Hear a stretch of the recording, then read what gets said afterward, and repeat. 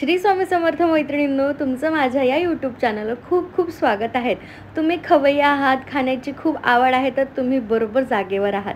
आणि त्याच आता नवरात्र सुरू आहे, आज अष्टमीचा दिवस, त्यासाठी आम्ही तुमच्यासाठी संपूर्ण उपवासाची थाळी आणलेली आहे. त्याच्यामध्ये वाढलेलं आहे निंबाचं जुनं लोणचं, त्याच्यानंतर बटाट्याची भाजी आहे, शेंगदाण्याची आमटी, फोडणीची भगर, सोबत आपण गोड पदार्थ पण केलेला आहे. तो पदार्थ आहे मखाण्यांची खीर. मखाण्यांची खीरनंतर आपण केलेली आहे शिंगाड्याच्या पिठाची पुरी आणि आपण छान कच्च्या केळीचे कापं पण केलेले आहेत. ते पण छान भगरीच्या पिठावर आपण थापून मस्त तळलेले आहेत, कुरकुरीत अशी ही संपूर्ण थाळी आज आपण या व्हिडिओमध्ये बघणार आहोत. जास्त पूर्वतयारीची गरज नाही आहे. एकच पूर्वतयारी आहे, ती म्हणजे आपल्याला बटाटे उकळून घ्यायचे आहेत, सिट्टी लावून घ्यायची आहेत आणि त्याच्यानंतर भगर छान धुवून ठेवायची आहे आणि बस. जास्त काहीच आपल्याला म्हणजे पूर्वतयारी नाही आहे, झटपट होणारी थाळी आहे. चला आपण सुरुवात करूया गोडाच्या पदार्थापासून, तो म्हणजे मखाण्यांची खीर. बघा कसं काय बनवायचं. छान आपण कढईमध्ये तूप घेतलेलं आहे, 2 चमचे, जास्त नाही.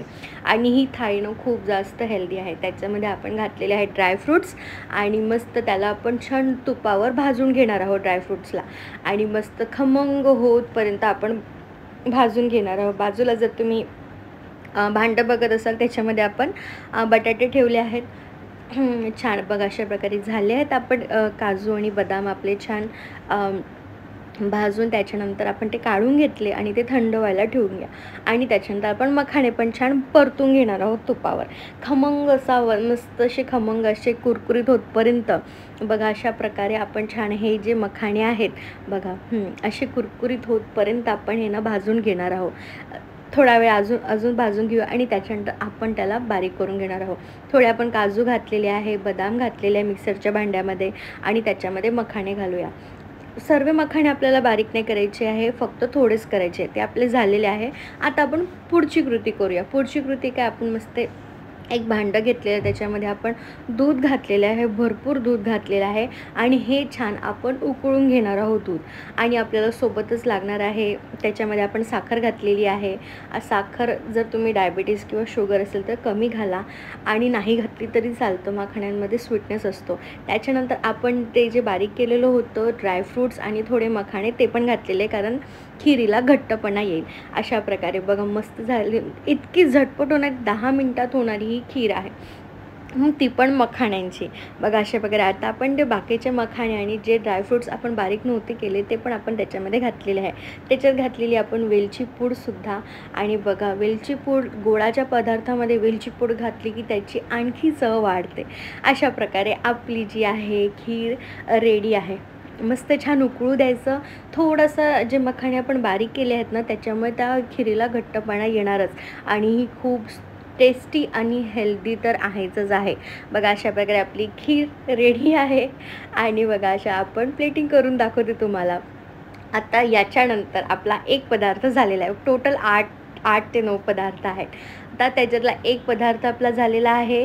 त्याच्यानंतर आपण काय करणार आहोत बघा अशा प्रकारे मस्त छान आपण ड्रायफ्रूटने गार्निश केलेले. ऑसम खीर दिसते की नाही, मस्त झाली. तुम्ही पण करून बघा, आवडली तर सांगा. त्याच्यानंतर आपण करूया आमटी. आपण शेंगदाण्याची आमटी घेतलेली आहे, शेंगदाणे घेतलेले आहे, मिरच्या घेतलेल्या आहे आणि थोडं मीठ टाकून आपण त्याच्यामध्ये दही घातलेलं आहे आणि याला छान मस्त आपण मिक्सरमधून काढून घेतलेलं आहे. आपण एका भांड्यामध्ये तूप घातलेलं आहे, त्याच्यामध्ये जिरं घालूया. जिरं छान तडतडलं की आपण त्याच्यामध्ये जे आपण मिश्रण केलेलं होतं ते घालणार आहोत आणि बस झालं. इतकी सोपी ही आमटी आणि इतकी टेस्टी आहे, मी तुम्हाला सांगते. मी लहानपणापासून आषाढी एकादशीचा उपवास म्हणा किंवा काय म्हणा, आणि आपण त्याच्यामध्ये थोडं पाणी घातलेलं आहे. आणि बघा आपली आमटी म्हणजे ही झटपट होणारी आमटी. बघा बटाटे झालेले आहेत. सो बटाट्यावरनं आपली दुसरी रेसिपी आहे बटाट्याची भाजी. सो आपला दुसरा पदार्थ रेडी झाला आहे, बटाट्याची भाजी आपली. हा तिसरा पदार्थ आहे. आपण छान तेल घेतलेलं आहे कढईमध्ये, त्याच्यामध्ये घातलेलं आहे जिरं घातलेलं आहे, मिरच्या घातलेल्या आहेत आणि बटाटे छान जे आपण उकळून घेतले ते छान सोलून त्याचे कापं करून आपण घातलेले आहे आणि मस्त छान परतून घेऊया. आपण मीठ घातलेलं आहे आणि थोडासा शेंगदाण्याचं कूट घातलेलं आहे. शेंगदाणे छान आपण भाजून घेतले होते आणि त्याच्यानंतर आपण याचे टरफले काढून छान आपण बारीक करून घेतले होते. आता आपला चौथा पदार्थ देखील आहे. बटाट्याची भाजी पण तयार झालेली आहे. आता आपण त्याच कढईमध्ये काय करूया, आपण छान भगर फोडणी घालणार आहोत. आपण तेल घेतलेलं आहे, जिरं घातलेलं आहे, मिरच्या घातलेल्या आहेत आणि आपण जी भगर घेतलेली होती ना 1 ते 1.5 वाटी, ती छान आपण धुवून घेतलेली होती. ती पण आपण त्याच्या तेलामध्ये छान घातलेली आहे आणि ती छान परतून घेणार आहोत. बघा मस्त अशी खमंग होतपर्यंत आपल्याला ही भगर परतून घ्यायची आहे. त्याच्यात आपण घातलेलं आहे चवीपुरतं मीठ आणि बघा किती छान झाली. आणि आता बघा जशी जशी आपण परतली आहे, छान भाजून घेतलेली आहे ती भगर तेलावर. त्याच्यानंतर आपण त्याच्यात पाणी घातले, छान उकळी आली की मस्त बघा आपण त्याच्यात एक थोडासा चमचा हे घातलेलं आहे, साखर घातलेली आहे आणि थोडं आंबटपणा येण्यासाठी दही घातलेलं आहे. आणि बघा आपण वरून घालतो त्याच्यामध्ये शेंगदाण्याचा कूट. आणि अशा प्रकारे आपली ही भगर फोडणीची भगर रेडी आहे. आपला चौथा पदार्थ रेडी आहे. आता आपण 5वा पदार्थ करणार आहोत, शिंगाड्याच्या पिठाच्या पुऱ्या. बघा आपण शिंगाड्याचं पीठ घेतलेलं आहे, त्याच्यामध्ये थोडं तूप घातलेलं आहे आणि हो याच्यामध्ये मीठ पण घातलेलं आहे. आणि आपण थोडंसं काय केलं आहे, या पिठामध्ये ना आपण थोडा एक बटाटा आपण असा किसून घातलेला आहे. तो थोडा व्हिडिओ रेकॉर्ड नाही झाला. असं छान आपण याचं पीठ कणिक मळून घेणार आहोत. अशा प्रकारे बघा किती छान झाली की नाही कणिक. आणि त्याच्या आपण पुऱ्या लाटून घेऊया बघा अशा प्रकारे.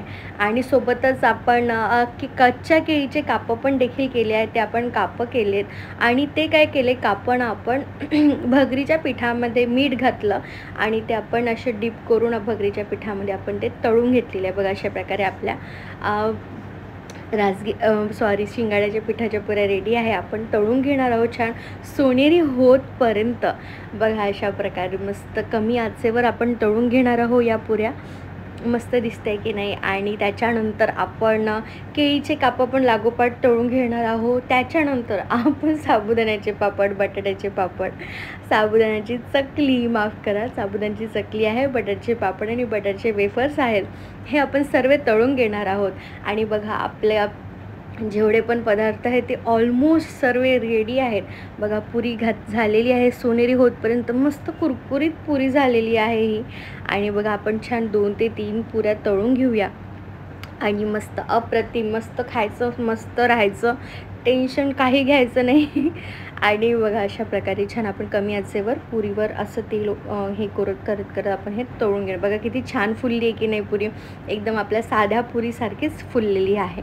आणि सोबतच आपण ते कापं करून ठेवलेले होते भगरीच्या पिठाचे, ते रेकॉर्ड नाही झालेत. आणि अशा प्रकारे बघा मस्त आपण पुरी तळून घेतलेली आहे. आणि त्याच्यानंतर आपण ते कापं बघा थोडंसं व्हिडिओवर जरा जास्त हे येतो आहे, पण माफ करा, पण हे तुम्हाला प्लेटिंगमध्ये दिसेल व्यवस्थित. बघा आपण हे केळाच्या कापं पण आपण तळून घेतलेले आहे. अशा प्रकारे आपण जेवढ्या पुऱ्या लाटल्या होत्या त्या पण तळून घेणार आहोत. मस्त खमंग अशा या पुऱ्या कुरकुरीत पण झालेल्या होत्या. आणि हे सर्व पदार्थ फक्त आम्ही तुमच्यासाठीच आणलेले आहेत. आपलं संपूर्ण ताटाचं जेवढं पण वाढलेलं सर्व रेडी आहे. आता आपण पुन्हा एकदा प्लेटिंग करून दाखवते तुम्हाला. तेच आपण वाढलेलं आहे छान जुनं लिंबाचं लोणचं, बटाट्याची भाजी तुम्हाला आत्ताच दाखवली कशी केली ते. त्यानंतर आपण वाढली आहे आमटी वाढलेली आहे. त्याच्यानंतर आपण वाढलेली आहे फोडणीची भगर, ही पण आपली रेसिपी कवर झालेली आहे पूर्ण.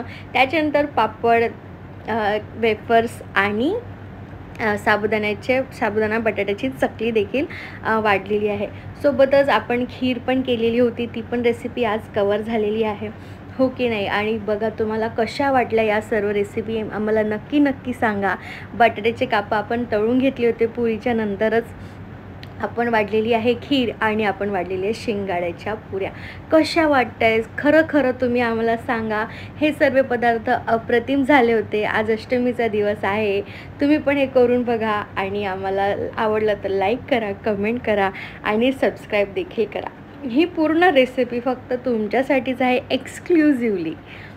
अशा प्रकारे चला, अष्टमीच्या हार्दिक शुभेच्छा, दसऱ्याच्या शुभेच्छा आणि श्री स्वामी समर्थ.